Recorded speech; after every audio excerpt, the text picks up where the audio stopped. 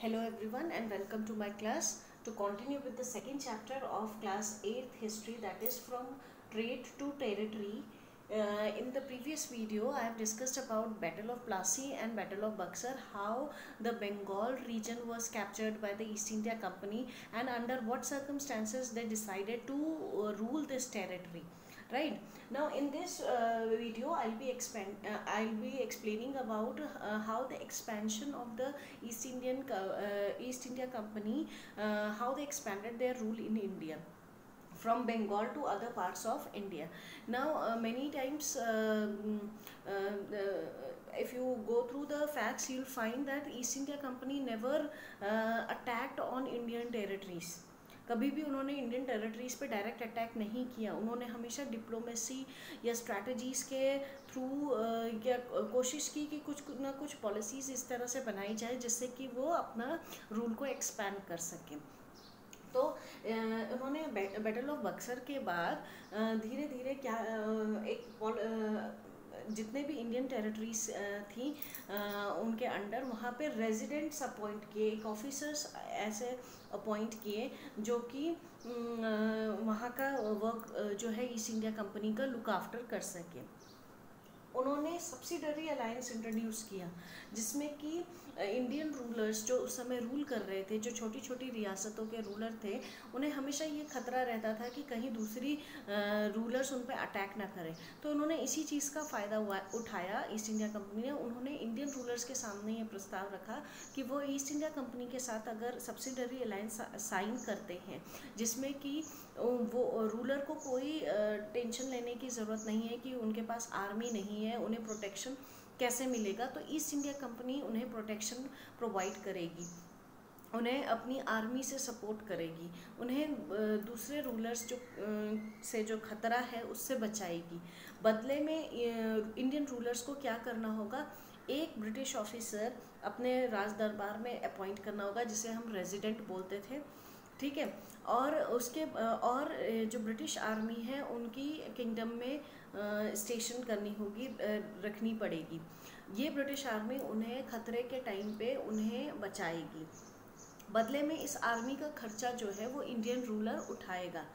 अगर वो पैसा नहीं भर पाता है, पैसा नहीं दे पाता ईस्ट इंडिया कंपनी के आर्मी को सपोर्ट करने का, तो उसके बदले ईस्ट इंडिया कंपनी उसकी किंगडम का एक हिस्सा अपने पास रख लेगी.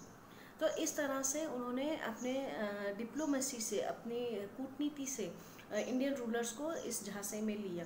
तो सब्सिडरी अलायंस के according the Indian rulers were signing this alliance was not allowed to keep their own army, rather they were protected by the Britishers. And in return of this, the Indian ruler will going to bear the expenses of the British army. If they fail to give the money to East India Company, then the East India Company will going to seize one part of the ruler's territory, right? And one officer, British officer, needs to be stationed in the royal court of the ruler. ये purposely इसलिए किया गया था, residents इसलिए रखा जाता था, एक ब्रिटिश ऑफिसर इंडियन रूलर्स के कोर्ट में इसलिए रखा जाता था ताकि वो राजा के दरबार में हो रही जो भी गतिविधि है उसकी खबर जो है वो ईस्ट इंडिया कंपनी तक पहुंचाता रहे. So this is how they use their brain to rule the Indian territories.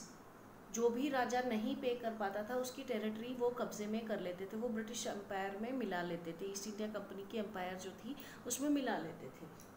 Right. So subsidiary alliance का फ़ायदा उन्हें ये हो रहा था ईस्ट इंडिया कंपनी को. ऐसे उन्होंने कई रियासतें अपने जो है अपनी एम्पायर में मिलाई थी. जैसे हैदराबाद की रियासत, अवध की रियासत का कई हिस्सा जो था वो ईस्ट इंडिया कंपनी कब्जा कर चुका था.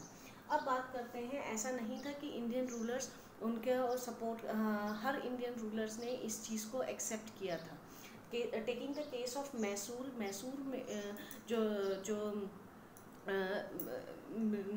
रियासत थी उसका जो हेड था वो था हैदर अली. और हैदर अली के बाद उनका बेटा टीपू सुल्तान जो थे वो मैसूर के राजा बने। अब ऐसे में टीपू सुल्तान को एक टाइटल दिया गया है द टाइगर ऑफ मैसूर, क्योंकि he never accepted the British dominancy. उन्होंने कभी भी ईस्ट इंडिया कंपनी की जो डोमिनेंसी है उसको एक्सेप्ट नहीं किया, rather he was very much influenced by the French people, right. Mysore जो है कर्नाटक का एक रीजन है, और मलाबार जो कोस्ट थी, जो वेस्टर्न कोस्ट है, वहाँ पे इस रियासत का कंट्रोल रहता था। तो इन्होंने ब्रिटिशर्स को, ईस्ट इंडिया कंपनी को वहाँ पे ट्रेड करने पे रोक लगा दी थी टीपू सुल्तान ने, और ताकि वो इंडियन जो ट्रेड है वो इंडियन मर्चेंट्स को ऐसे ट्रेड में इंडल्ज होने से बचा सके जो कि प्रॉफिट जो है ईस्ट इंडिया कंपनी को दे रहा था।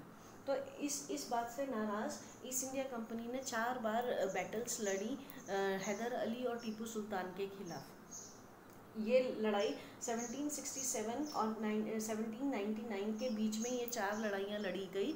एंग्लो मैसूर वॉर्स इन्हें कहा जाता है, जिसमें Anglo means English power and Mysore means the Mysore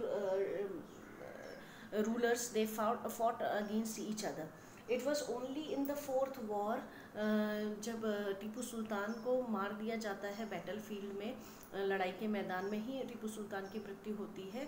और ये बैटल जो वो अपनी राजधानी जो कैपिटल होती है उनकी श्रीरंगपट्टनम, उसको बचाने के लिए लड़ रहे होते। तो बैटल जो है इस लड़ाई का अंत जो होता है टीपू सुल्तान की मृत्यु से होता है। तो अल्टीमेटली क्या होता है कि मैसूर जो रियासत होती है वो भी अब ईस्ट इंडिया कंपनी के कब्जे में आ जाती है। तो ईस्ट इंडिया कंपनी इतनी सारी जो टेरिटरीज वो जीतते चले जा रहे थे, वो खुद रूल ना करके उन्होंने मैसूर की जो टेरिटरी थी वो दे दी थी वोडियार, जो कि पहली डायनेस्टी थी, मतलब हैदर अली और टीपू सुल्तान से पहले जो ये डायनेस्टी के रूलर रूल कर रहे थे उन्हीं को दे देते हैं, और बदले में उनसे सब्सिडरी अलायंस साइन करवा लेते हैं, जिससे कि उन्हें रूलर जो है वो रेगुलर जो है पैसा देता रहे, राइट। और वो अपनी जो आर्मी स्ट्रेंथ है वो बनाए रखें, और आर्मी का खर्चा जो है वो इंडियन रूलर्स उठाएं। इस तरह की उन्होंने कूटनीति अपनाई थी ताकि वो इंडियन टेरिटरीज़ को कैप्चर भी कर ले, रूलर्स भी अपने हिसाब से रखें जो ईस्ट इंडिया कंपनी का कहा माने, और बदले में उनसे पैसा भी लेते रहें, right. So this was the strategy adopted by the East India Company. Subsidiary alliance is a very important topic, इस पे क्वेश्चन आता है। So go through these points again and again and make your notes and keep watching my videos. Please like, share and review and subscribe my channel. Thank you.